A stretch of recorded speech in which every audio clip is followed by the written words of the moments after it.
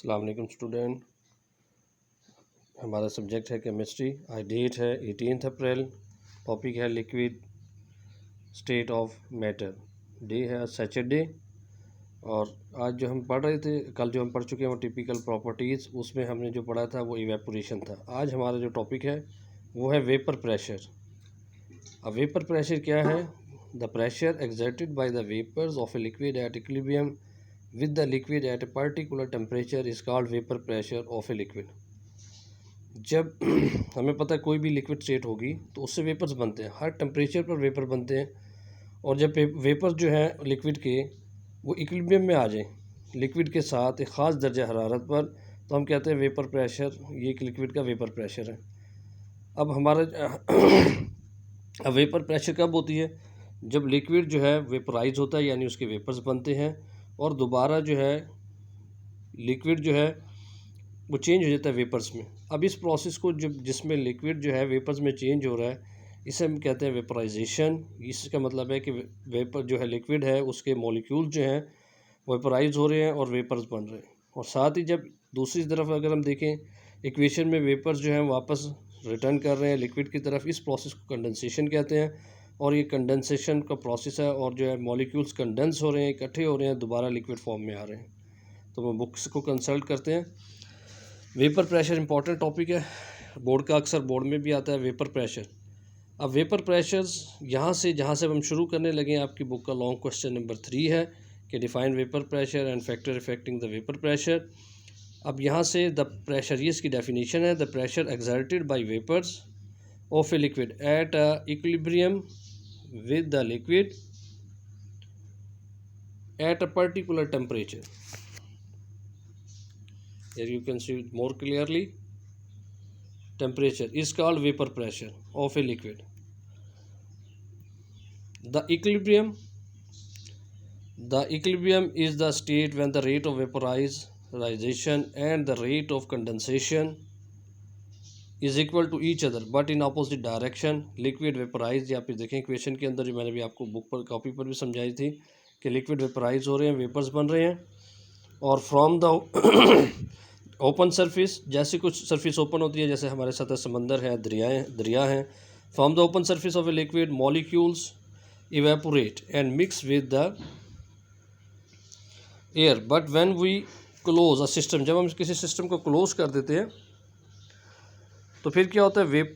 Evaporated molecule, जो molecules evaporate हो रहे हैं, start gathering over the liquid, वो लिक्विड के ऊपर इकट्ठा होना शुरू हो जाते हैं सरफेस पर। इनिशियली शुरू में क्या होता है? The vapours condense slowly. क्या शुरू में ये होता है कि वेपर जो है थोड़े थोड़े से कंडेंस होते हैं, यानी आपस में इकट्ठे होते हैं, दोबारा लिक्विड बनता है slowly to return to the liquid after some time. लेकिन कुछ देर के बाद क्या होता है? कंडेंसेशन प्रोसेस इंक्रीज़, तो कंडेंसेशन का प्रोसेस इंक्रीज़ हो जाता है। उसमें फिर क्या होगा? एंड अ स्टेज रीचेस, फिर एक वो वक्त आएगा when the rate of evaporation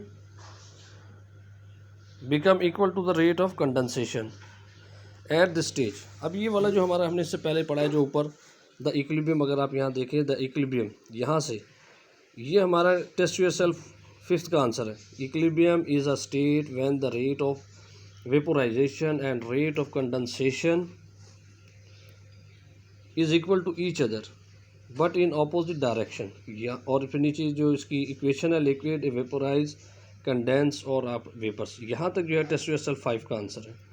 अब नीचे हमने देखे जहाँ पहुँच गए थे, अब देखें हमने कंडेंसेशन और वेपोराइजेशन को पढ़ा। अब इसका लास्ट लाइन में देखें, यहाँ से एट दैट स्टेज, यहाँ से शॉर्ट क्वेश्चन अपना टेस्ट योरसेल्फ 5 का आंसर शुरू हो रहा है। State at with the number of molecules. अब ये वो स्टेट है जिस पर नंबर ऑफ मॉलिक्यूल्स क्या होंगे? Evaporating with the will be equal to the number of molecules coming back, यानी जो वापस आ रहे हैं, यानी कंडेंसेशन का जो प्रोसेस हो रहा है। This stage is called dynamic equilibrium. यहाँ तक जो है टेस्ट योरसेल्फ 5 का आंसर है। और उसके बाद बहुत से फैक्टर्स हैं, आप ये डायग्राम में देख सकते हैं कि जब सिस्टम क्लोज किया तो कुछ शुरू में अगर ए में देखें तो मॉलिक्यूल जो है वो ऊपर की जाने जा रहे हैं, यानी वेपोराइजेशन हो रही है। फिर बी में देखें तो आपको कुछ जो है कंडेंसेशन नज़र आ रही होगी, यानी मॉलिक्यूल्स रिटर्निंग बैक, जो एरो नीचे की तरफ शो कर रहे हैं। उसके बाद नेक्स्ट स्टेज में देखें कि आप जितने नंबर ऑफ मॉलिक्यूल्स हैं ऊपर जा रहे हैं इतनी वापस नीचे आ रहे हैं, तो ये एक इक्विलिब्रियम स्टेब्लिश हो गया। अब कुछ फैक्टर्स होते हैं जो वेपर प्रेशर को पर जो है इफ़ेक्ट करते हैं। उसमें सबसे पहले नेचर ऑफ लिक्विड, हम ऑलरेडी पढ़ चुके हैं कि इंटरमॉलिक्यूलर फोर्सेज अगर स्ट्रॉन्ग होंगी तो जो है ना वेपर प्रेशर कम बनेगा। Vapour pressure depend upon the nature of liquid. Polar liquid have low vapour pressure. अब जितने भी पोलर लिक्विड्स हैं उनका वेपर प्रेशर कम होता है। क्यों? उसकी वजह ये होती है as compare to non polar, उसकी वजह ये होती है कि इनके अंदर स्ट्रॉन्ग इंटरमॉलिक्यूलर फोर्सेज होती हैं। अब हम पढ़ते हैं, vapour pressure depend upon the nature of the liquid. Polar liquid have low vapour pressure than non polar liquids at the same time, इसी same temperature. This is because of the strong intermolecular forces between the polar and polar molecules of liquid. For example, अगर हम example में देखें, water has less vapour pressure than that of alcohol at the same temperature. उसी से temperature पे जो है alcohol का जो है वेपर प्रेशर ज़्यादा होगा, उसी वजह से वो जल्दी से इवेपोरेट कर देती है। Size of molecule, small size molecule जो है ये हमने पर नेचर ऑफ लिक्विड जहाँ पर ख़त्म हुआ, यह हमारा लॉन्ग क्वेश्चन नंबर 3 बुक का एक्सरसाइज का ख़त्म हो गया। अब जो है अगर नेक्स्ट फैक्टर जो है जो इफेक्ट करता है वेपर प्रेशर को है size of molecule. Small size molecule can easily evaporate than big size molecules, hence small size molecules liquid exert more vapour pressure. आप देखें इसके बाद 4 example, hexane has a small size molecule